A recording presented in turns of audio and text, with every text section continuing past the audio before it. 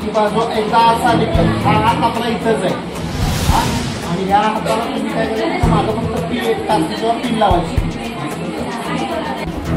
नमस्कार, मी विलासपूरमधनं हेमलता नंदकुमार किरवे बोलत आहे. श्रीमंत छत्रपती आमदार शिवेंद्रसिंह राजे मंत्री महोदय बांधकाम विभाग यांच्या माध्यमातून आणि मित्रसमूहाचे अध्यक्ष फिरोजभाई पठाण यांच्या माध्यमातून हा उपक्रम आपण राबवलेला आहे. या उपक्रमामध्ये आपण गौरी सजावट, गौरीला साडी कशी नेसवायची त्याचं प्रशिक्षण आज आपण देणार आहोत. तनिष्काच्या मॅडम आलेल्या आहेत, त्यांचे कार्यकर्ते आलेले आहेत. हा उपक्रम आपण का राबवतोय तर दरवर्षी बाई गौरी सजावट स्पर्धेचं नियोजन करत असतात आणि महिलांना नंबर काढून बक्षीस देत असतात. याही वर्षी असं महिलांनी त्यांना प्रशिक्षण मिळावं, चांगली सजावट करावी या माध्यमातून त्यांनी तनिष्काकडनं आपल्याला हा उपक्रम राबवलेला आहे. या उपक्रमासाठी विलासपूरमधनं भरपूर महिला आलेल्या आहेत त्याचा लाभ घेण्यासाठी.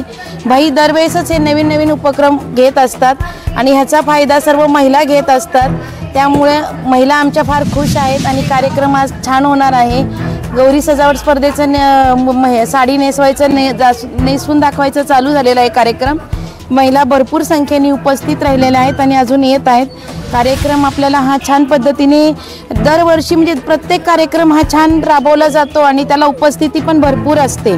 तो काही विषयच नाही आहे. बाईंचा हा तेवढा जनसमुदाय भरपूर आहे, तेवढी त्यांची ख्याती आहे, ओळख आहे बाबांची, बाईंची. एवढं बोलून मी माझे 2 शब्द संपवते. जय हिंद, जय महाराष्ट्र.